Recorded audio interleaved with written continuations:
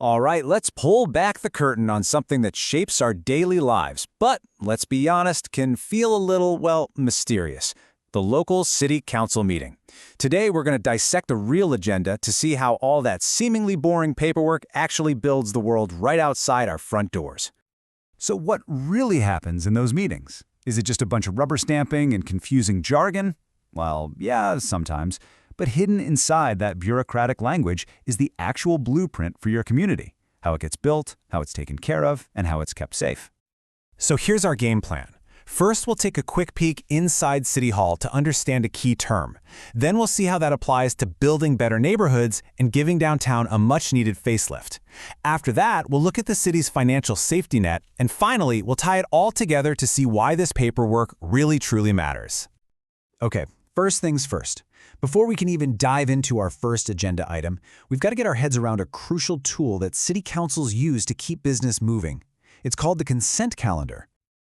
Think of it like an express lane at the grocery store. It's for all the routine, non-controversial stuff that doesn't need a huge debate. They bundle it all together to pass it with a single vote. Super efficient.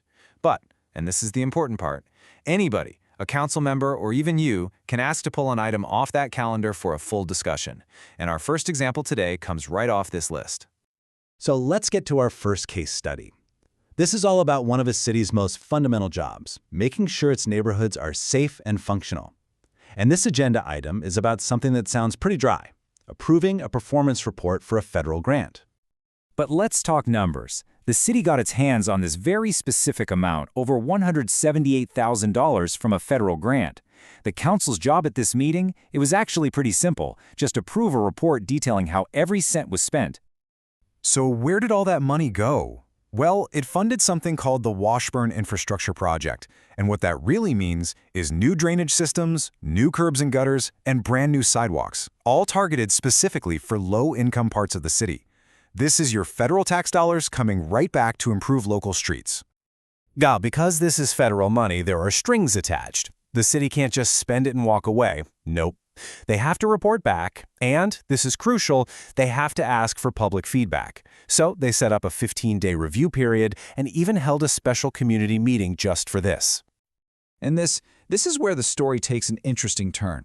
After all that, after setting aside time for people to weigh in, the official report says this: no input from the community was received.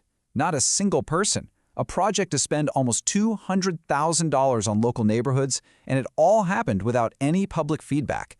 Let's hang on to that thought for a minute. All right, let's shift gears to our next agenda item. We're moving from essential infrastructure in neighborhoods to boosting the city's economic heartbeat. It's downtown.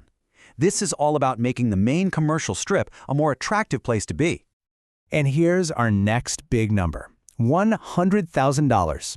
That's the total pot of money the city has ready to go, designed to encourage local business owners to fix up the outside of their buildings. It's basically a little nudge to get them to invest. Now here's the clever part. The city isn't just handing out cash. It's a partnership. If a business owner wants to do a big storefront renovation, the city will match their investment dollar for dollar up to $20,000. And for something smaller, like a new sign or awning, they'll do the same, up to $2,000. It's a two-for-one deal for improving downtown. And this program is laser-focused. The money is for stuff you can see from the street. Fresh paint, new windows, better lighting, making a shop handicap accessible. It's not for fixing up the inside or, buying the building. The goal is all about curb appeal. So, after all that, what was the city council actually doing at this meeting? You might be surprised. Their task was actually tiny. Applications are open, they'll get scored in October, and the council's only job was to pick one of its own members to sit on the review panel. That's it. Just a small but necessary step in a much bigger process. Okay, for our last item, we are going deep. We are moving from the very visible stuff like sidewalks and storefronts to the nearly invisible stuff, the legal and financial plumbing that keeps the entire city running. We're talking about insurance. So the agenda mentions this thing called a Joint Powers Authority, or JPA. What in the world is that? Well, the simplest way to think about it is like a group insurance plan for cities. Instead of every little city trying to get its own expensive policy, they team up, they pool their money, they pool their risk, and they end up getting way better coverage for a lot less money. And this just shows you the scale we're talking about. The city of Patterson isn't out there on its own. It's one of 54 different public agencies all in this together. They're all in the same boat, sharing the costs if something goes wrong, like a big lawsuit or property damage. So here's the thing. This agreement was first written back in 1979. Think about that for a second. It's ancient. So the big question for the council is, why are we updating this 45-year-old document now? Well, because a lot has changed, and the legal paperwork needs to catch up. The council was really just asked to approve 3 common-sense updates. First, just cleaning up old language so it makes sense today. Second, adding some new language to give them more flexibility in the future. And third, and this is the big one, making sure the whole thing complies with a new state law. It's basic but absolutely crucial housekeeping. Okay, so let's zoom out. We looked at 3 totally different things, right? A report, appointing someone to a panel, and a legal update. They seem completely random. But when you step back, you start to see that they are actually the 3 essential pillars of how a city works. Remember that routine report on the consent calendar? That's not just paperwork. That is the proof that the money got spent building safer sidewalks and better drainage right there in a local neighborhood.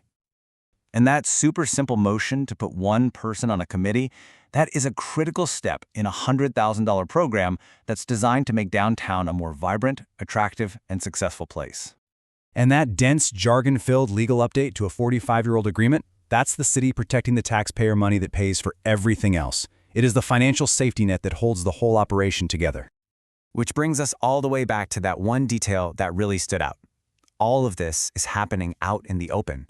The city carved out time, held a meeting, and asked people to weigh in on how it spent nearly $200,000 in their neighborhoods. And nobody showed up. It just makes you wonder, if that was your neighborhood and your money, what would you have said?